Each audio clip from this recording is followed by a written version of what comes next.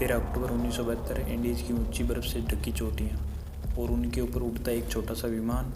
किसी को नहीं पता था कि कुछ ही मिनटों में ये उड़ान इतिहास की सबसे डरावनी सर्वाइकल स्टोरी बन जाएगी। ये एक कहानी है फ्लाइट 571 की। उरुग्वे की एक रग्बी टीम युवा खिलाड़ी हंसी मजाक करते हुए भविष्य के सपने देखते हुए वो चिली जा रहे थे।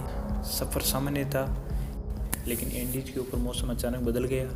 घने बादल, तेज हवाएं और पायलट की एक छोटी सी गलती, उन्हें लगा कि वे पहाड़ पार कर चुके हैं। लेकिन असल में मौत ठीक सामने खड़ी थी।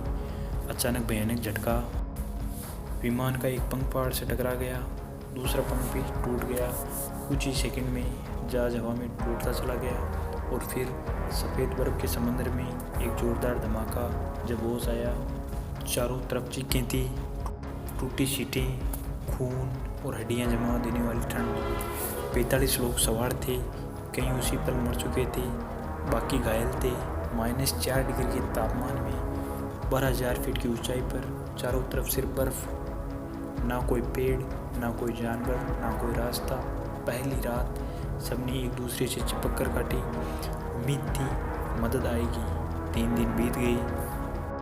एक छोटे रेडियो से खबरें मिली, सर्च ऑपरेशन बंद कर दिया गया है। दुनिया के लिए वे अब मर चुके थे। दिन बीतते गए, खाना खत्म, चॉकलेट के छोटे टुकड़े, वाइन की कुछ बूंदें, सब खत्म हो गया। पानी के लिए बर्फ पिघालनी पड़ती थी। ठंड हड्डियों को काट रही थी। हर सुबह एक और शव। फिर आया 16वां दिन। रात में अचानक एवलांच, बर्फ का पहाड़ विमान पर टूट पड़ा।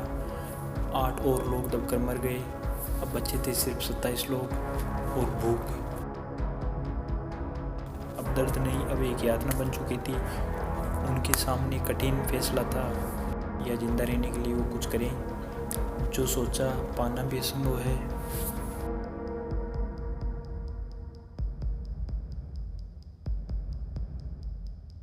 उनके सामने पड़ी थी उनके दोस्तों की जमी हुई लाशें, आंसू, प्रार्थनाएं और घंटों की बहस।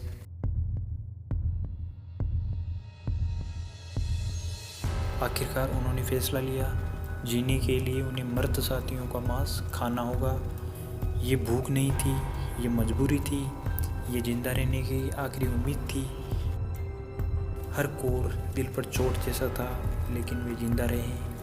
दिन 40, 50, 60, शरीर कमज़ोर होता गया, लेकिन हिम्मत अभी भी बाकी थी।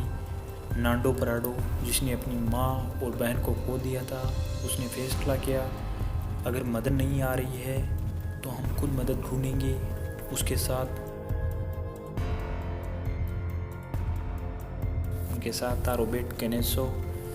दोनों ने अस्थायी स्लीपिंग बैग बनाई, थोड़ा सा खाना लिया और निकल पड़े अज्ञात पहाड़ों की तरफ।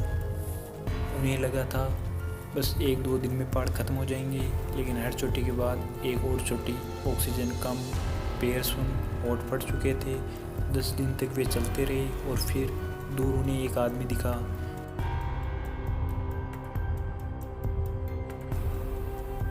एक चरवाहा। वो पल 72 दिनों के अंधेरे के बाद पहली रोशनी था। 23 दिसंबर 1972 हेलीकॉप्टर इंडीज की बर्फ पर उतरे। 16 लोग जिंदा बचा लिए गए। 72 दिन बाद मौत को हराकर जब दुनिया को सच्चाई पता चली तो सनसनी मच गई।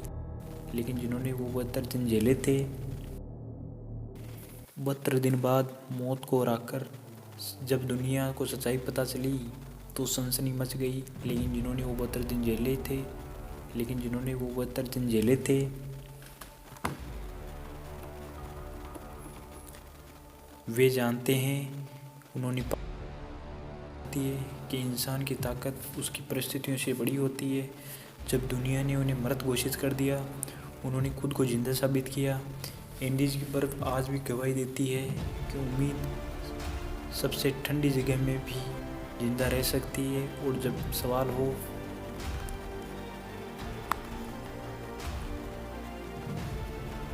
सवाल हो जीवन या मृत्यु का,